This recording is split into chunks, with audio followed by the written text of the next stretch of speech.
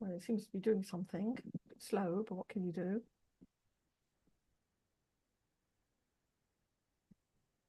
Done. That's very nice. That's it. Okay, great. Now then, let's get back to Zoom. Here I am. Fantastic. All right, very good. Well done. Okay, everybody. So that's all right. Here comes Nicole. That's lovely.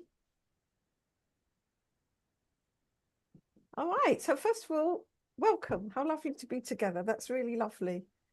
Thank you. Hi, Nicole. Hello. I just managed to get to just managed. Oh, It's gosh. fine. All right. I hope this earlier time is good for you. Is the other No, side? it's fine. It's fine. Oh, that's grand. Okay. It's a little easier for me usually. Just occasionally when I'm in Tel Aviv, then I'll have to make it later. But for me, also, it's nice to have it earlier. Yedida, Yeah. may I ask you if it's possible to make your volume just a little bit louder? It's a little bit, I have to lean into the laptop to hear you clearly. Thank you. I'm not Do you have sure your mic on? Yedida, do you have your microphone? I do. Oh, you do? I do have Maybe it on. it's not close enough. Oh, wait a minute. Is that better? Yes, thank you.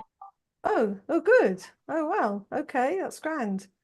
All right. Yeah, I raised up the microphone volume a bit. All right. Okay, good. Is it okay for everybody else now? It's fine. Thank you. Okay, great. Yes, it's better for me also. Thank you. Oh, you're welcome. Good you said. Now, Rachel is coming, and I want to share the tefillah. There we go. So we have to hope and pray that God gives wisdom to the governors, to the government, and that the right decisions get made, and Bezrat Hashem, whatever God wants, and that the hostages will be brought out from darkness into light, Bezrat Hashem.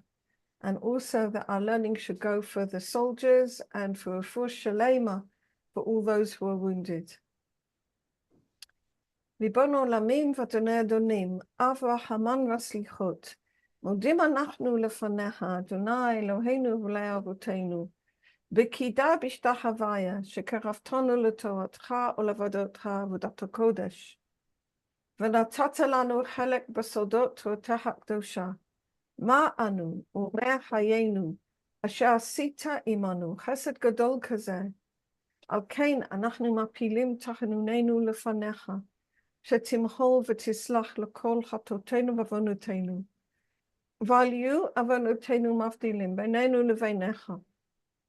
וכן יהי רצון מלפניך, אדוני אלוהינו ולאבותינו, שתכונן את לבבינו ליראתך ולבבך, תקשיב אוזניך לדברינו אלה, ותפתח לבבינו הערל בסודות תורתך, ויהיה לימודנו זה נחת רוח, לפני כיסא כבודך קרח ניחוח, ותציל עלינו, אור מקור נשמתנו בכל בחינתנו, שיתנוצצו ניצוצות עבודך הקדושים, אשר על ידם גלית דבריך אלה בעולם, וזכותם, וזכות אבותם, וזכות תורתם ותמימותם וקדושתם, יעמוד לנו לבן כשל בדברים אלו. ובזכותם תראיננו במה שאנו לומדים, כמה נעים זמירות ישראל, גל עיני והביט הנפלאות מתורתך, כי אדוני תן חוכמה מפיו דעת ותבונה, יהיו לראות צוני מפי, ויגון ליבי לפניך, אדוני צורי וגואלי. אמן, כן יהי רצון.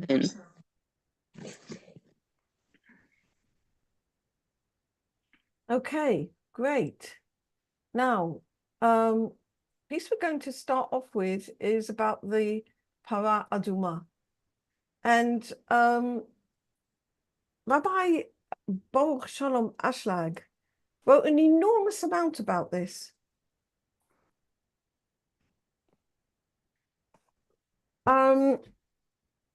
He really did. He obviously felt it was like a crucial idea. Okay. And so he wrote, there's a couple of articles which are really, really amazing articles. And so we're going to concentrate on his work today. And also bring a piece from Likutei Halachot from Rabbi Natan, you know, the great student of Rabbi Nachman. And the whole issue really is the words Zot Chukat Torah. This is a chukah of the Torah.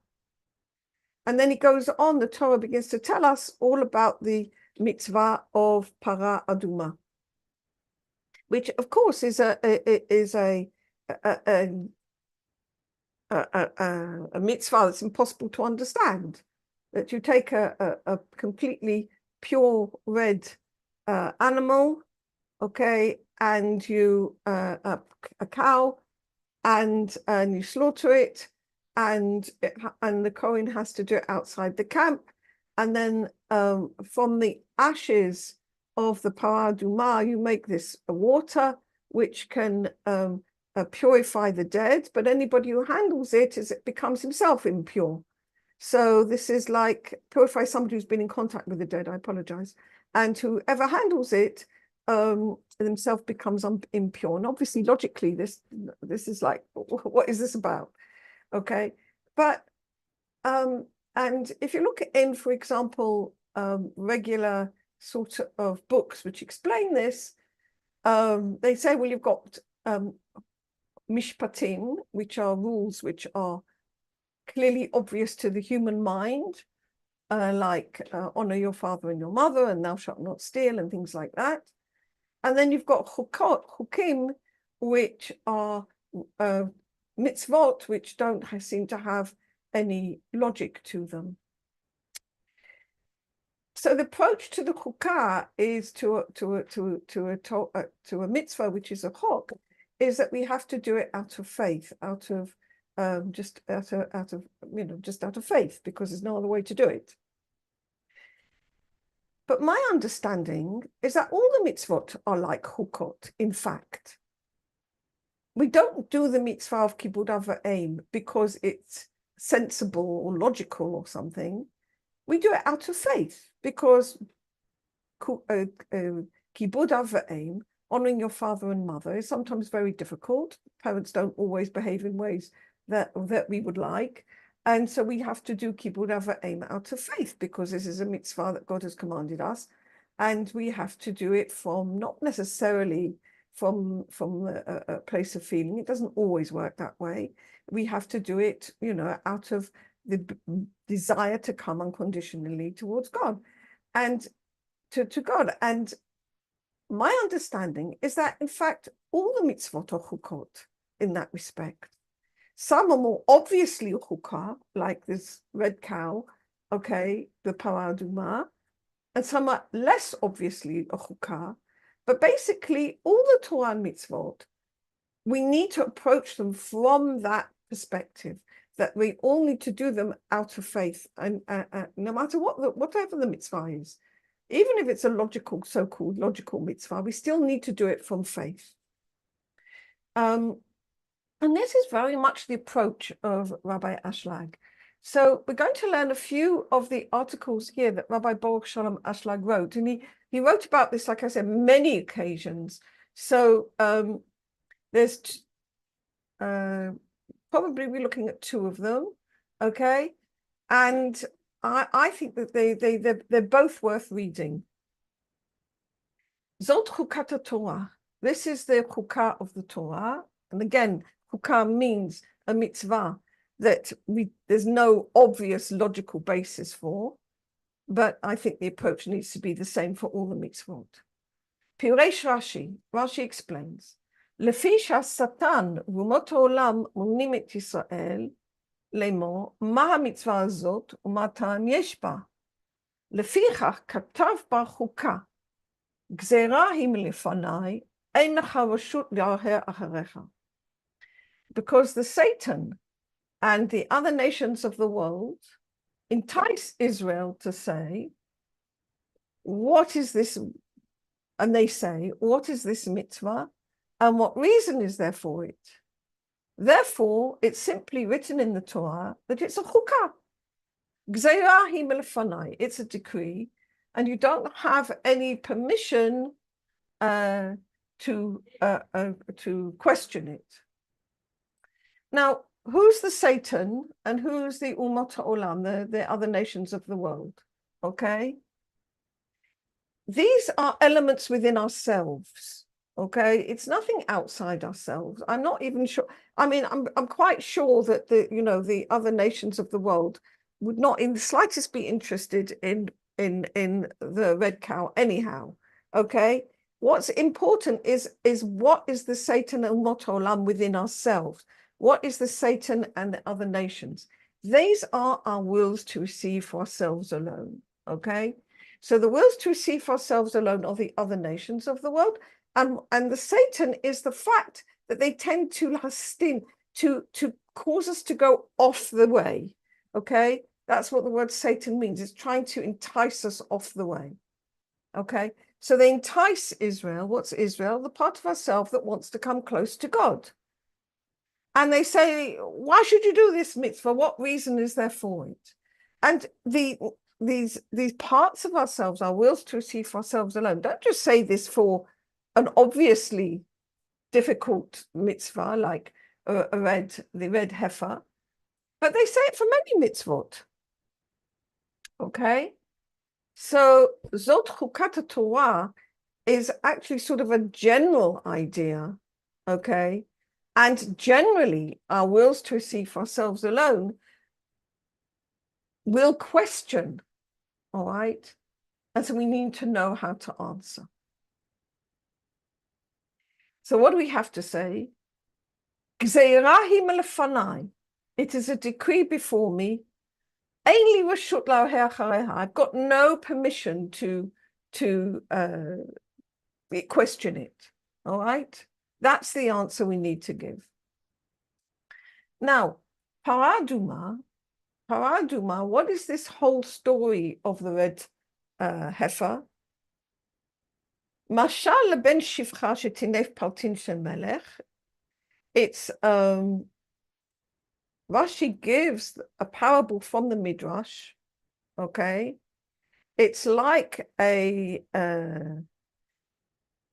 son of a maidservant, like the little toddler of a maidservant was running around, okay, and he made a mess on in the palace of the king. Amru tavo imov tanech. They said, bring his mother and she'll clean up the mess. Okay, the feces. Likewise, the cow, the heifer, atones for the calf. Which calf? The golden calf. So again, why does the red heifer atone for the golden calf? So the golden calf, the sin of the golden calf was that the people wanted to receive sort of like proof, okay? They didn't want to worship God, continue with faith, okay? They wanted proof. That's what the sin of the golden calf was about. So when we are given a Torah, which is a chukah, which is a decree like this actually is like going against that human characteristic, which is, I want proof, I want certainty, okay? And so the red heifer is actually, by doing a decree like that, is actually going against our tendency to want certainty. Halashon lefi shasatan v'mot olamonim.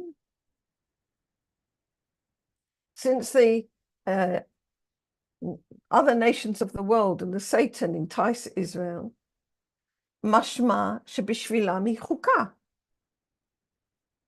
היינו להם צריכים להשיב כך, שגזירה היא מלפניי ואין לך רשות להר אחריה. What does it mean here? That for the other nations, that from our parts of ourselves which want to receive knowledge, which want to receive understanding, okay, which want to receive, it's complete mystery. Okay, so therefore, to that part of ourselves, because our will to receive for ourselves alone doesn't like doing things which it doesn't understand. So for that part of ourselves, we have to answer, Gzerai milfanai. It's a decree. You've got no permission to question it.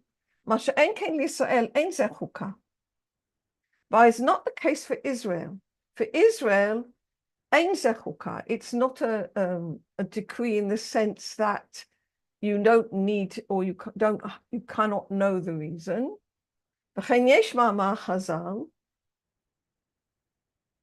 And there is a saying of the sages, to you I do reveal the reason for the red heifer, but to others it is a chukah.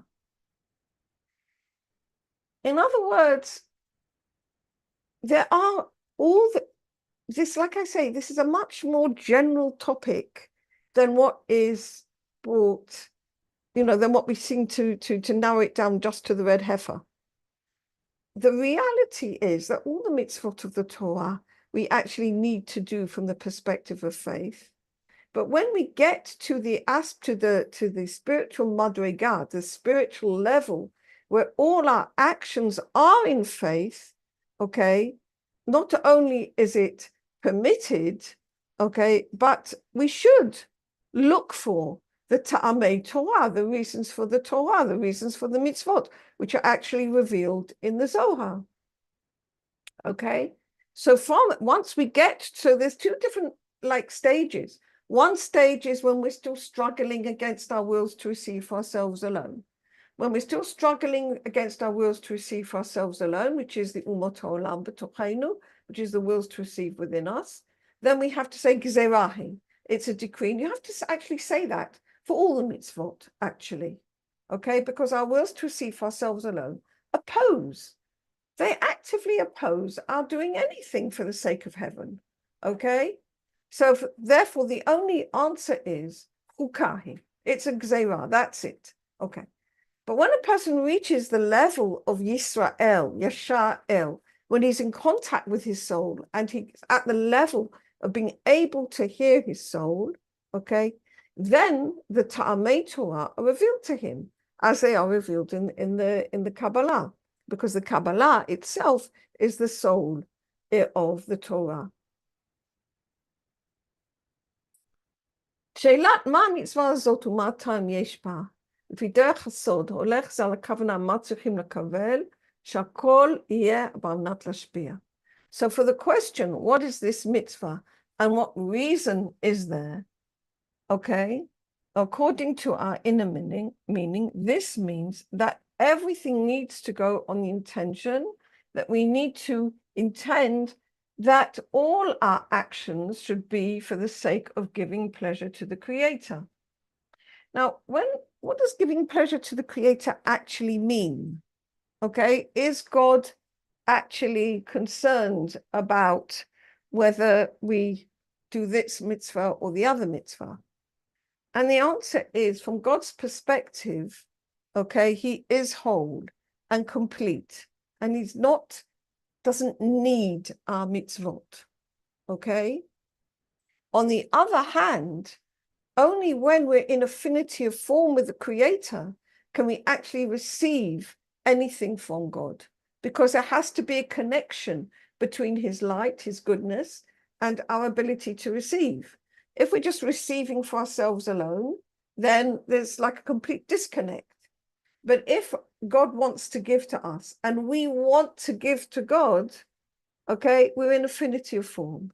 And when we're in affinity of form, there is enough closeness between the goodness of God and our desire to receive, when we're receiving only for the sake of giving, that the light can then come through. So the receiving only for the sake of giving works in every mitzvah, actually, because it works also in the mitzvot between man and one's fellow man, okay? Because when I'm giving to my friend and I'm really just concentrating what my friend needs, not what I need, like just giving, okay, unconditionally, all right? Then when I'm doing that, then I'm still in affinity form with the Creator. So it's not necessarily like just between the mitzvot between oneself and God. It's also the same when I'm giving unconditionally to my fellow being, okay, then I'm still in affinity form with the Creator. So all the mitzvot work like that, okay? So when person is giving unconditionally to the Creator, all right, then the light of God can flow. Now, since God's purpose in creation is to give goodness to all the created beings, therefore, in a sense, he does have pleasure when we, in the aspect of receiving only for the sake of giving pleasure, because what does that mean? We receive only because God himself wants us to receive, okay? Because we're receiving only for the sake of giving him the pleasure that he can now give to us, because we're in the affinity of form. Okay, do you see what I mean? If you don't, call out and I'll try and explain again. All right, so the phrase receiving for the sake of giving pleasure means that by the fact that we're in affinity of form with him, he's able to bring out his purpose in creation, which is to give goodness to all created beings. So when we're trying to do that, אז השטן ומות העולם שואלים מה המצווה הזאת. וכי הקדוש ברוך הוא בעל חיסרון חס ושלום, שצריכים להשפיע לו הנאה ותענוג, הלא הוא ידוע להפך מזה, שרצונו להיטיב לנבראיו, ולא שהנבראים יטיבו לו. So again, this is what our negative sides, our wills to receive, ask. They say, what's the purpose of doing the mitzvah? Do you think God lacks anything, that we need to give him any pleasure? In fact, the opposite is true, that his will is to give goodness to created beings, and not the created beings should give to him. But the answer is, by giving to God, we are becoming in affinity of form with him, and thus allowing him to give to us. What's the reason for it? So the wills to receive also ask, what reason is there for it? איזה טעם יכול להגיע לאדם אם אומרים לו שאסור לעבוד לתועלת עצמו, הנקרא מקבל על מנת לקבל, שאדם צריך להגיע לידי דרגה שלא יהיה מקבל הנאה לשם הנאת האדם, רק להנאות השם. איזה טעם יכול אדם לקבל מעבודה כזאת, שיחייב אותו לעסוק בתורה המצוות?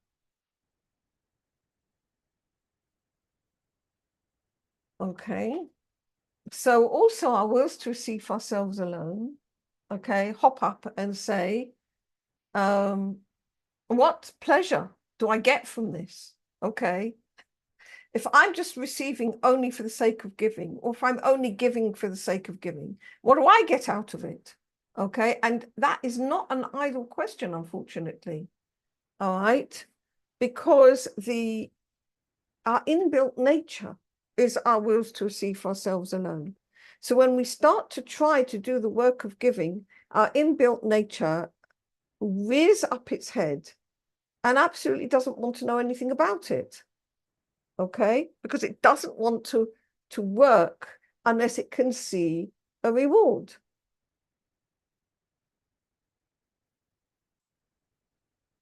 On the contrary,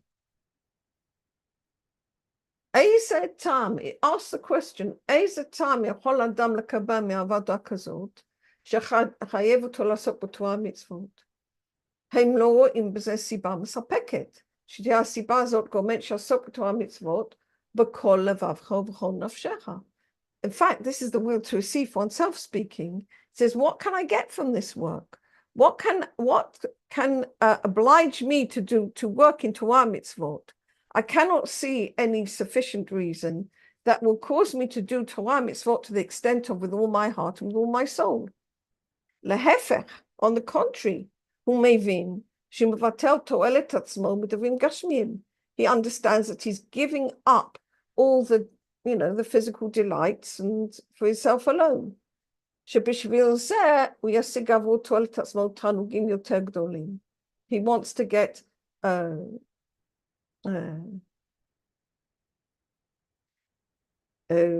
greater pleasure for his own self. But what is going to help him, what reason is, okay, can one give that he'll be able to say, okay, this is the answer, and therefore I'm prepared to do giving. ולזה באה תשובה. And the only answer actually is, לפיכך כתב בחוקה. It's a decree. גזירה היא לפניי, אין לך רשות להר אחריה. It's a decree. You don't have any permission to question it. פירושו של דבר הוא, and the explanation is, אין לתת שום תשובה לגוף, בזמן שהוא שואל שאלת השטן ואומות העולם. You cannot give any answer to the body when he's asking the questions of the will to receive oneself alone. Okay? The only thing you can say is, זה חוק. It's a rule. זה גזירת שמיים. It's a decree. Okay? שאסורה לנו כוונה על מנת לקבל. That is forbidden for us to use our will to receive for ourselves alone. And that's it. And basically what Rabbi Baruch Shalom Ashlag is really saying here, he's saying, don't get into an argument. Like when you want to do some mitzvah for the sake of giving unconditionally, and your ego raises up its head, your will to receive for yourself alone raises up its head, and wants to argue, what's the purpose, what's the reason, what will I get, how can you give it up, how can you... The answer is, there isn't an answer. Okay? And don't even try to give one. You have the same idea when you have the wicked son on Seder night, okay? And he says, Ma avodah zot lachem. What does this service mean to you? And what's the answer? Haket shinav, harden his teeth. Like, don't try to give rational answers, okay? Because rational answers won't work. So basically, all you have to do is simply say, okay, I hear you, and I choose to do the mitzvah anyhow. In other words, just don't get into an argument. Don't try to justify, your desire, your purpose of how I can give unconditionally to the Creator. Don't even try to justify. Don't get into an argument at all. Just say it's a gzeirah, that's it. End of story. Because why not to get into an argument? Why not to kind of, justify it to your will to receive for yourself alone? It's because, frankly, you can't. At our level, when we still are not at the level of Yisrael, okay, when we don't really know the ta'amin, okay, the reasons, and the will to receive isn't going to accept them anyhow. Okay? The best thing to do is, like I say, not even get into the argument. אבל כשנעשה ישראל, here we are, לזה באה תשובה, לפיכך כתב בחוקה, גזירה מלפני, אין לך רשות להר אחריה. Okay? פירושו, meaning, don't give any answer to the body when he's asking these questions. You simply say, it's a rule, gzerat shamayim, okay? And this is the only way we can overcome our will to receive for ourselves alone. That's what he says. רק אז יכולים לנצח, ולא להיכנס בוויכוחים. Don't try and argue with it, okay? Like, for example, you want to get up early for shacharit, okay? Or you want to get up and learn something early, and it's cold and dark outside. So your will to receive for yourself alone says to you, it's cold and dark outside. We're going to argue with it? It is cold and dark outside. So what do you say to it? You say, okay, I hear you. I'm getting up anyhow. All right, you have to realize what that will to receive is trying to do. And you simply just say, okay, I hear you, I'm getting up anyhow. But don't try to argue with it. Israel, but when we get to the level of Yisrael, the stage of Yisrael, as lehefech.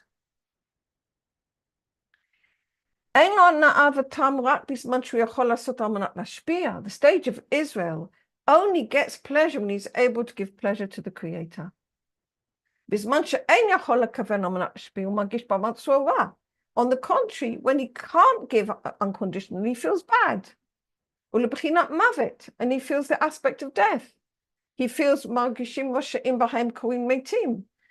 that the wicked in their lifetime are called dead. And he actually feels happiness in connection with God. Okay? He feels the taste in connection with God. And he doesn't feel good when he's separated from God. This is the explanation that the wills to receive for ourselves alone, the Satan and the other nations entice Israel. But those forces within us stop doing that when they join and become the aspect of Yisrael, because ultimately both sides of our heart turn to God. That's at the when we've done the tikkun, b'chol levavacha, with all your heart. When we have the Yetzer HaTov and the Yetzer Hara are both serving God, that would be the aspect of Yisrael. And all the pleasure that we have in life is when we are giving unconditionally, which is called dveikut. And this is what it means. Tavo ha'em v'tikanech tatzoah. The mother will come and she'll clean up the mess. In other words, the issue of the golden calf was that the children of Israel fell from their level at Mount Sinai when they were absolutely na'aseh v'nishma, when we're only going to do the mitzvot for the sake of giving first, okay, which is na'aseh. We'll do it first, v'nishma, and we'll hear afterwards. We'll understand afterwards. First, we'll do it only from faith. And they fell down. Okay, 40 days later, they fell down to the aspect of receiving for the sake of receiving. Okay. But when they function according to the Chukot, okay, for which the red heifer is the example, then they function only from the sake of faith. This wipes out the sin of the golden calf. Okay. But the para nikra b'chinat hakavana de lishma, because the cow, the red heifer, represents the aspect of giving unconditionally.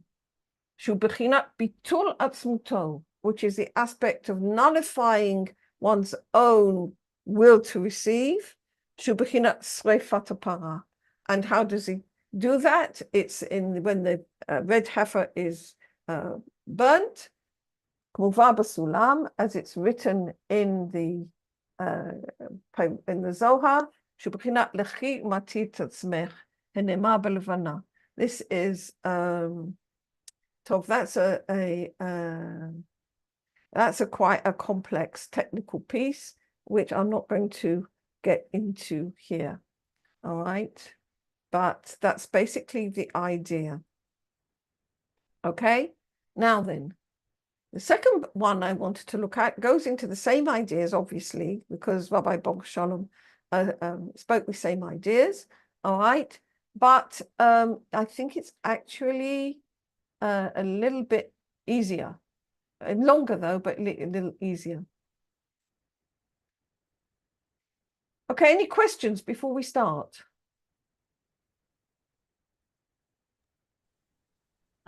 No questions, but I'm struggling a bit to understand.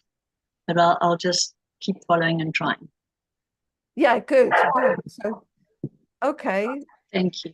So like I say, this one is, he goes into it, it's a longer one, but I think it's might be a little easier, I'm not sure. But anyhow, we got the main idea from that one. Now we'll look at this one. זאת חוקת התורה, פירש רש"י, לפי שהשטן ואומות העולם מונעים את ישראל לומר, מה המצווה הזאת ומה טעם יש בה. לפיכך כתב בה חוקה, גזירה היא מלפניי, אין לך רשות להר אחריה. So again, he brings the Rashi, okay, on these words, that Rashi says that the Satan and the other nations of the world entice Israel to say, what is this mitzvah? What reason is there for it? Therefore, what is written, that it is a chukah. It is a decree before me, and you don't have permission to question it.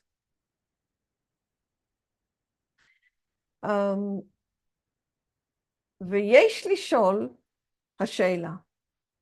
So again, the other nations of the world is just a code for our own wills to receive for ourselves alone. Okay, it's nothing out there, it's all inside. That's the main point here, okay? So this discussion, which goes on about, should I do the mitzvah? Shouldn't I do the mitzvah? What intention am I doing the mitzvah with? This occurs for many of the mitzvahs. We will have these discussions inside ourselves. We need to be able to label which part of ourselves is having this discussion, okay? So that the wills to receive for ourselves alone, we call them the other nations, but that's part of ourselves. It's our wills to receive for ourselves alone. Don't want us to work unless they can see that we get a reward. And for Torah and mitzvot, you don't get an obvious reward, okay? It's not if you're trying to do it for the sake of giving, if you're trying to do it unconditionally. If you believe you're going to get rewards in this world or in the next world, then this whole discussion doesn't usually arise. But Rabbi Ashlag's not talking about that. He's talking about doing the Torah mitzvot unconditionally, for God's sake, because it's only when we do the Torah mitzvot in that way do we come into affinity of form with the Creator.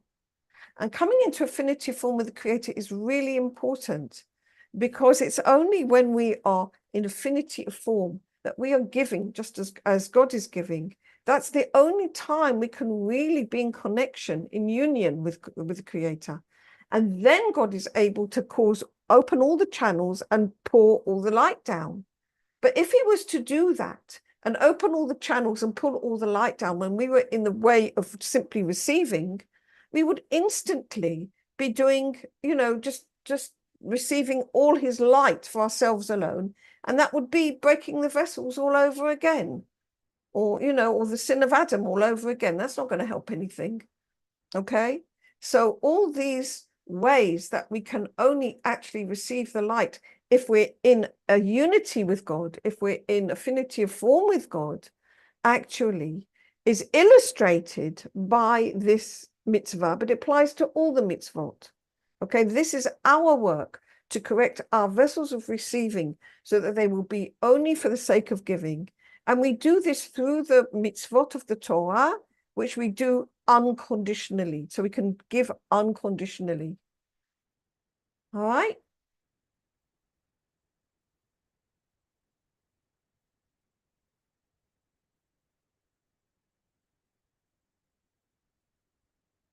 So here, Rabbi Ashlag asks a question. Again, he's like looking at this question from different angles. יש לשאול השאלה, מכאן משמע שלכן כתיב בחוקה, משום שאומות העולם שואלים את הטעם. מה שאין כן שאר מצוות התורה שאין אומות העולם שואלים, כן כתב טעם מצוות, אבל הוא לא מפורש טעם המצוות. So here it says, in this particular mitzvah,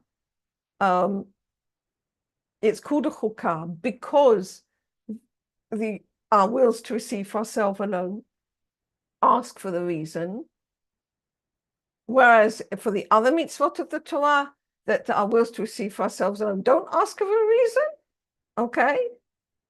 But in fact, for none of them, mitzvot, very few of them, you're actually given a reason for the mitzvot, okay? So, and likewise, he wants to understand the connection from the parable that Rashi brings,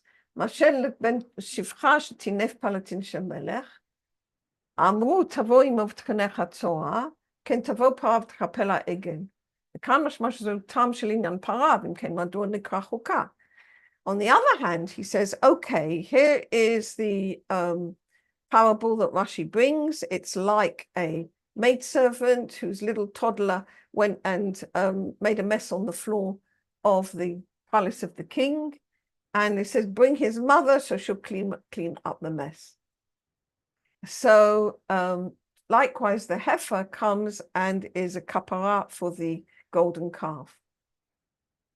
In other words, it does seem to have a reason for this mitzvah. In that case, why is it called a chukah? And on the verse, Viku elecha, should take for you, okay, Perish Rashi, that this mitzvah of Parah Duma is called on the name of Moshe, okay, Parash Asa Moshe Bamidbar, on the name of the red heifer, which Moses did in the wilderness.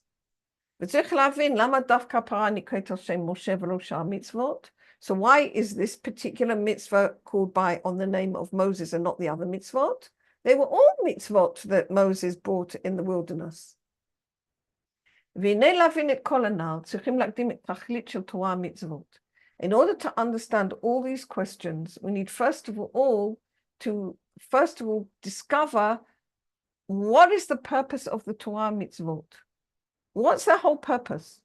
In Midrash Rabbah it's written, al pasuk v'zavachta mibkorecha mitzorecha, and on the verse, and you shall sacrifice your herd and your flock.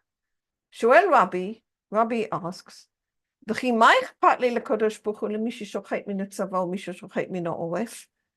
God care whether we do the shechita from the front of the neck or from the back of the neck?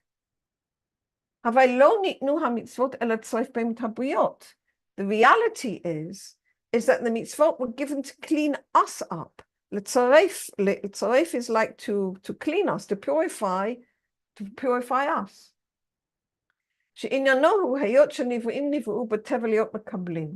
And this is because the created beings were created with the nature of being receivers.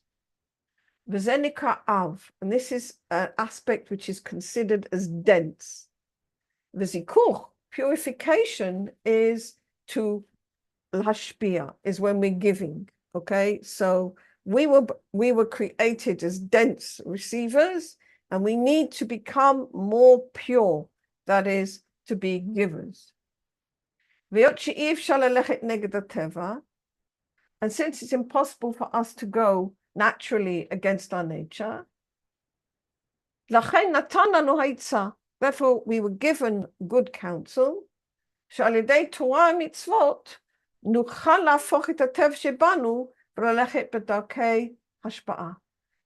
the Torah and mitzvot, through our work in Torah mitzvot, we can gradually transform our basic nature and to go in the ways of giving.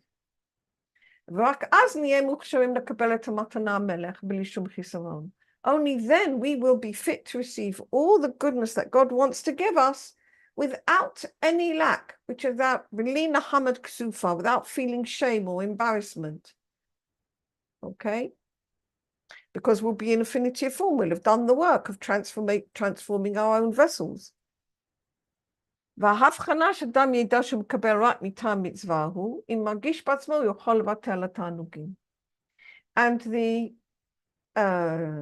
how do we know if what I'm receiving is only for the sake of God or not? He says, if a person's willing to give up the pleasure,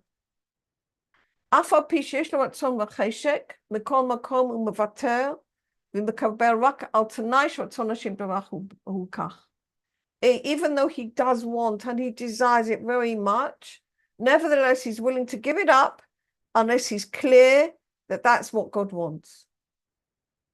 And that means he's only receiving pleasure and joy because God wants it.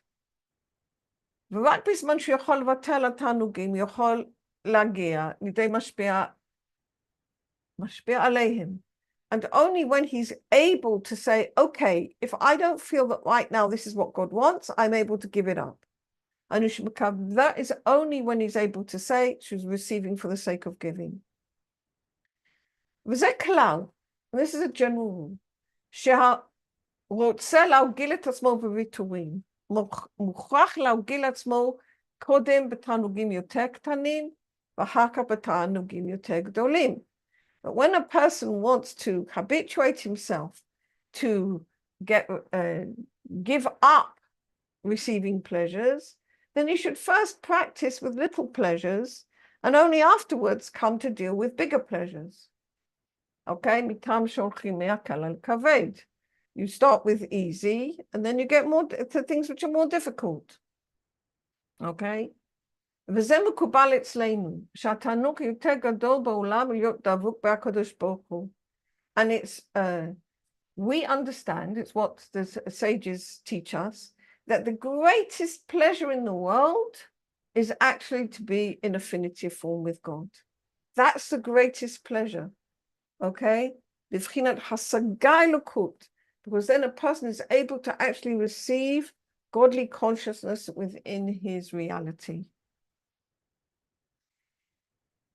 ומשום זה מובא בספרי הקדוש נעשה עניין צמצום, and therefore it's brought in our holy books that this whole issue of the tzimtzum took place. שזהו תיקון לעניין המד כסופה. That is a tikkun that we should not receive for ourselves alone. שהצמצום הוא עניין הסתרה. That means that the tzimtzum will happen, which means God will hide his light. שכל זמן שאדם עדיין נמצא ברשות רצון לקבל, אין בידו להרגיש שום השגה אלוקית.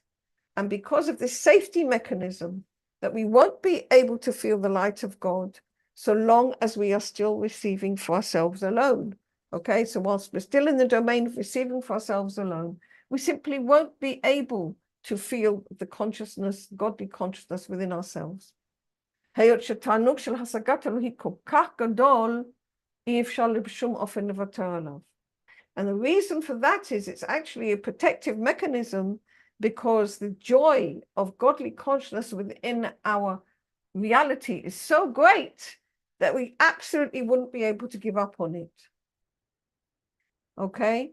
So in other words, we have to first practice and practice and practice that we let go of pleasures and which are only for ourselves alone, and practice coming to affinity of form, so that when we eventually do receive this great light of God, we'll know how to handle it in a proper way. זאת אומרת, אפילו שלא יהיה מצווה, הוא גם כן יקבל את התענוג, because there is a danger that if he's in receiving from self alone, okay, he will receive that joy, וזה נקרא פירודה, and that will bring him into separation from God. וזה נקרא שלא לשמה. So that would be receiving not for its own sake and bringing him into separation and bringing him into possibility, like I said earlier, of breaking the vessels all over again. ובכדי שאפשרות לאדם שיוכל לעשות מטעם מצווה, שהוא כדי להשפיע נחת רוח ליוצרו, and in order they would have a possibility that a person should be able to function and receive and give only for the sake of giving, okay, the pleasure to the Creator, הוא צריך להיות עניין הצמצום. The tzimtzum had to take place, which means that when we're only receiving, God hides his face. And during that time, shebizman hastara, during that time when God hides his face, then we simply don't see the light of God. Azai shayach et inyanei avodah b'Torah mitzvot l'kayim b'bchirat emunah. Therefore, all the issues of Torah mitzvot, and it's all of them, not just the chukim, all of them, okay? We have to actually function only from the aspect of faith. That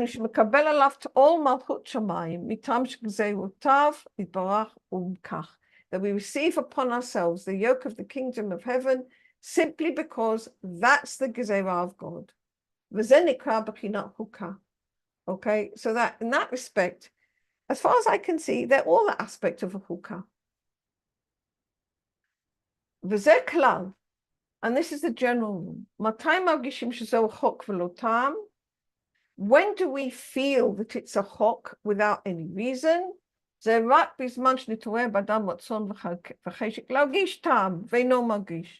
This comes about when there awakens within the person a desire to feel the good taste. He wants to feel, he wants to receive, okay?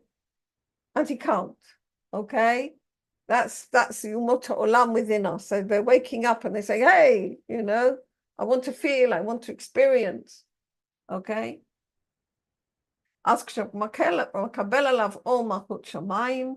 When he receives upon himself the yoke of Torah mitzvot, he receives all of that only from the sake of the rule. When there's no request for the aspect of ta'am, of taste, how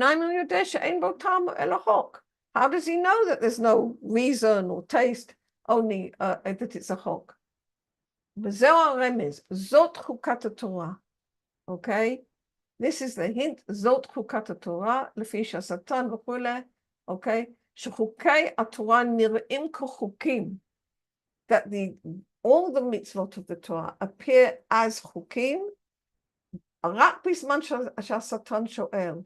Only when the Yetzer Hara asks. Okay, as the sages said, Hinei hu Satan. He is the Satan, he is the Yetzer Hara, he is the angel of death, okay? Because that's the nature of our will to receive for ourselves alone. And the order is this, that when our will to receive asks, what's the point? What do you get for it? That's Nikra Yetzer Hara, the evil inclination. Okay, when he's just asking the question, that's the evil inclination. But when he actually bothers you and stops you or tries to stop you to fulfill your mitzvah, as Nikra Satan, okay, then he's called the Satan,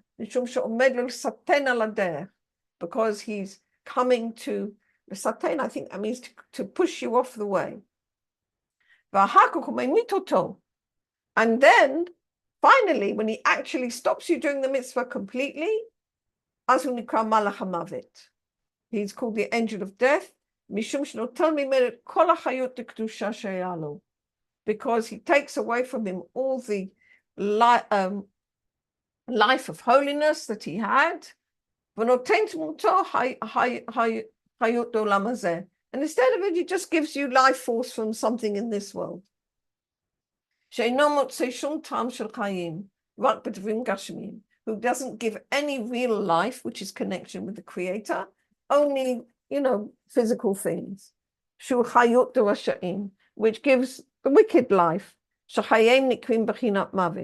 whose life force is called the aspect of death, because, as we know, physical pleasures give us momentary satisfaction, but they don't actually give us any lasting anything.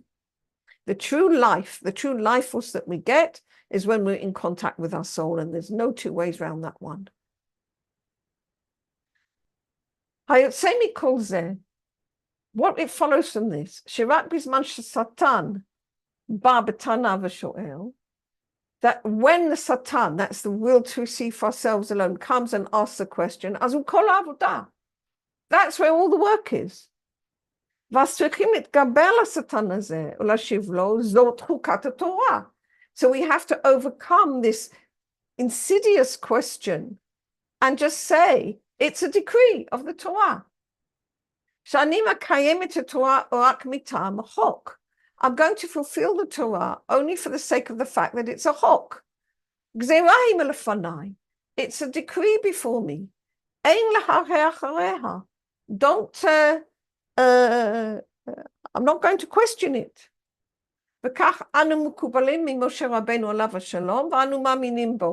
And this is what we received from Moshe Rabbeinu. And this is what we believe because we believe in him and we believe in his Torah. So the issue of the red heifer is the inner meaning of faith. It's the inner meaning of faith. It teaches us faith. That we simply have to act as it's a decree. And this is the reason why the red heifer is called by the name of Moshe. And he called Moshe Raya Mehimana, because Moses was the shepherd of faith. He was the one who brought the whole aspect of faith to Klal Yisrael.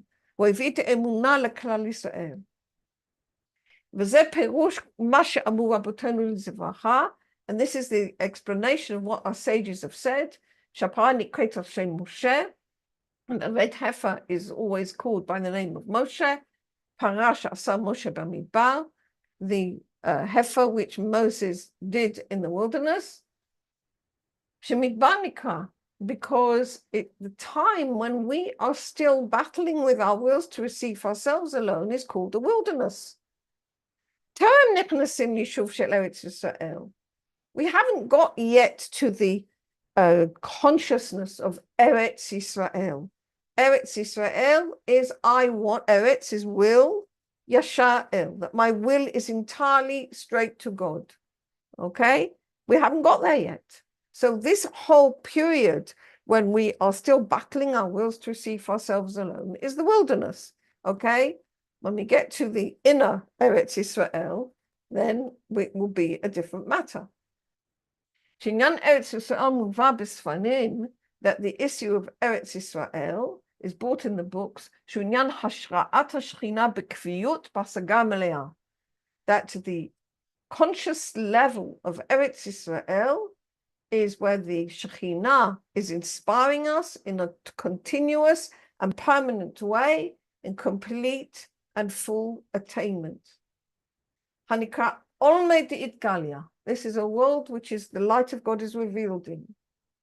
Masha'en ken midbar, which is not the case of the midbar. Or Olmed Itkasya. It is the world in which we have to act in faith because the light of God is hidden. And therefore, we have to work with the chok, with the rule. Vinyana Egel, and the issue of the calf. Muva ba'azor kadosh baktamal pasuk su'umawa menechem u'umi bara ele. Okay, so this is brought again in rather technical piece in the Zohar, okay, which I am not going to go into right now, I think, okay. But the issue of the golden calf was they called out, Eile Elohecha Yisrael. These are your gods, O Israel. Shemasai Egelen Kachochma V'Yidia. That the way of the golden calf, the action of the golden calf, was they wanted to pull towards them the light of God, the knowledge of God, not through faith, but just by receiving, okay, which was the opposite. And that's why the whole way of, which is demonstrated by the red heifer, corrects the sin of the golden calf. V'zeh perush is the last bit now. This is in the meaning that the red heifer has to be a heifer which has never borne a yoke. That's my the Baal Sulam himself explained. That we need to receive the whole work of faith in joy. And not as a yoke. Because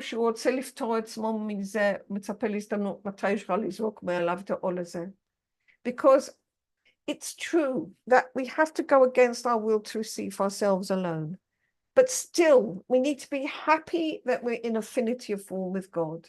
And we need to put our attention on the happiness, okay? And say, okay, God, so I'm not receiving for myself alone, but I'm happy to be able to give, okay? I'm happy to be able to do, I'm happy to be able to give, I'm happy to be able to use my life in a positive way, which is giving to you and giving to the world, all right? Or other people, or whatever. So I'm giving, and so the aspect of giving needs to be in joy, okay? That faith needs to be happy. and not like a yoke that we just want to get rid of the moment we can. Okay? And this, in fact, is mentioned as one of the curses. The curses come about because we didn't serve the Lord your God with gladness, with happiness. So the way of faith, it needs to be also the way of happiness. What comes from all of this, that the most important aspect of faith is it enables a person to work to serve God through choice. Okay? In other words, even where he doesn't feel the goodness and joy in the Torah mitzvot, nevertheless,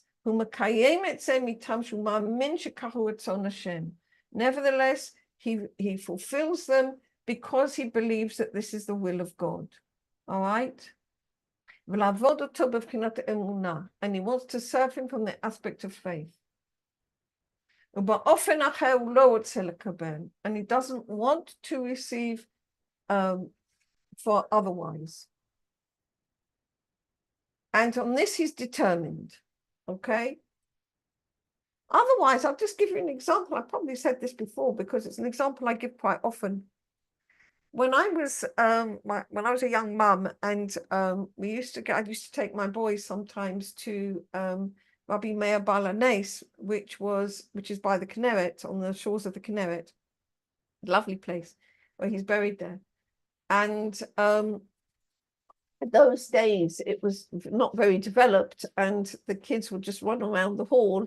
There was a big hall, and you could just go up to the kever and daven. It was really, really nice. And my kids noticed that in the corner of the hall, they had one of these Coca-Cola machines. Maybe they still do, I don't know. And they thought it was very funny because inside this Coca-Cola machine, instead of Coca-Cola or whatever, they had little Tehillim books and Neirot Neshama, candles to light and things like that. So all you had to do was put your money in the slot and out came a mitzvah. And my kids thought it was hysterical. Sorry, I forgot to switch off my my phone. Anyhow, so my kids thought this was hysterical, and they thought it was very funny. But it really would be like that if we didn't have first of all to do the work in faith. We would be like putting money in the slot machine, doing a mitzvah and feeling tremendous joy each time. Okay, because that's the reality, that each mitzvah actually has within it a whole package of light and goodness. Okay, and if we were able to receive that instantly, all right, we would not be able to serve God out of choice. We would become mitzvah addicts. So in fact, to save us from that, he hides the light, okay, so that we do have a free choice, okay, and that we're able to serve God in the way of giving unconditionally. All right, and this is what the sages say: Kol tamid chacham she'eno kasher kebarzel eino tamid chacham. Okay, in other words, we have to be clear. All right, that we have to try to be clear. Like as clear as steel, it says here, that every Talmid Chacham has to be as hard as steel, okay, otherwise he's not a Talmid Chacham, okay? All right, so what's a Talmid Chacham? A Talmid Chacham is somebody who tries to be like God.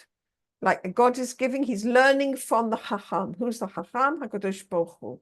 Just as HaKadosh Baruch Hu is only giving unconditionally, so we also need to try to go in the same midah of HaKadosh Baruch Hu, which is to give unconditionally.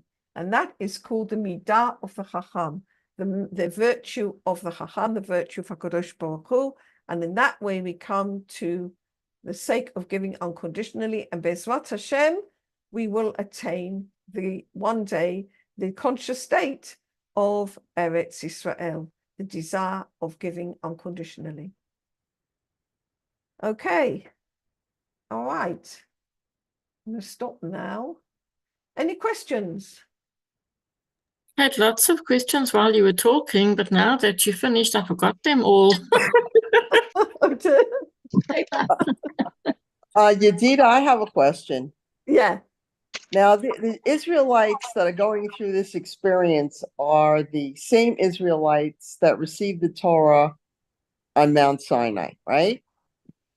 Well, some of them, I'm not quite certain about that. Some of them must have died off by now from the sin of the spies. Okay. Because in this parasha we have the death of Aaron and Miriam. Okay.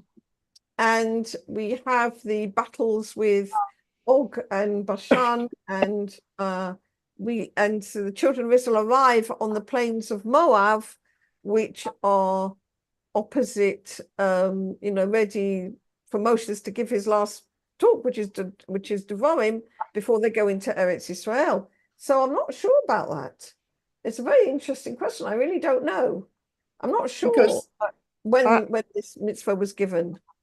Well, are they the same generation as Dor they are or not? I don't know. Because I wonder, wouldn't they know by now what the workings of the universe are and how God works and the affinity of form, and if they get too much light for wanting it just for themselves, that they would be burned to a crisp? Don't they know by now the mechanism of how the universe runs, how God works? Well, listen, look, first of all, okay, to answer that question, the Torah is not actually a history book, okay? The Torah is telling us these stories because it wants to teach us how we now, in this moment, function, okay? Okay. All right? Okay, Uh-huh. so the Torah this is written as a guidebook for us. So what, sorry? This is written as a guidebook for us. It's holographic, meaning that it's a guide for every single person, a guide for every single generation. Absolutely. Okay. So the stories, they're told in stories because human beings remember and relate to stories much better than they relate to facts. I mean, you just have to go to shul on Bereshit and Shemot, and everybody is listening to Parshat Shavua, okay? Right. And then you get to all the rules and regulations of Vayikra, and some women are saying psalms, Do you see what I'm saying? I mean, Baruch Hashem, I go to a shul where nobody talks, so at least that's nice. There's nobody talking. Yes. But you can see that the interest level goes down dramatically when we don't have a story. Yes, it's true. It's true, right? Because that's the way we think. So, okay, God knows that very well. So the Torah is given to us in stories, okay? Right. That doesn't mean to say that necessarily they were maybe they were historical facts, but the main point for us today is to understand the underlying reasons for the story, okay? Yeah, that I understand. I don't know. I just this year for some reason I'm out in the desert with the Israelites, and I'm trying to figure out like why I'm not learning anything while I'm out there. But I mean, I know why things are the way they are now, surrounded by the mud of reality that we're living in. But they're living in a time of miracles, and it just, what hope is there for us? Okay, that's a very good question. There's two ways. There's two ways to actually get it. One is the way of Torah and mitzvot, the way of learning, the way of trying and way of practicing, which is what we're doing here in these shiurim. The other way is just stumbling around blind, and then you do progress because you learn by your mistakes and suffering. Right. So Am Yisrael right now, we have to try to bring in the Torah and mitzvot, okay, so that we move away from the path of suffering. Okay, we'll get there. We'll get there. That's for sure. We're all going to get there at the end of the tikkun. We'll all get there, but Right. we need to move as much as possible towards the path of conscious choice, which is Yes. the work against our own wills to receive. Otherwise, we're going to just go the way of suffering, which is what we're in right now. Most of us. Yeah. Thank you. Okay. All right. But if we dedicate our learning, I mean, this one of these things that I really, really want to do, and I always try to do as much as possible, is that whenever I learn, I try to dedicate my learning for the release of the hostages, for the soldiers, do whatever I can to, give something to the situation. Yes. Yedida.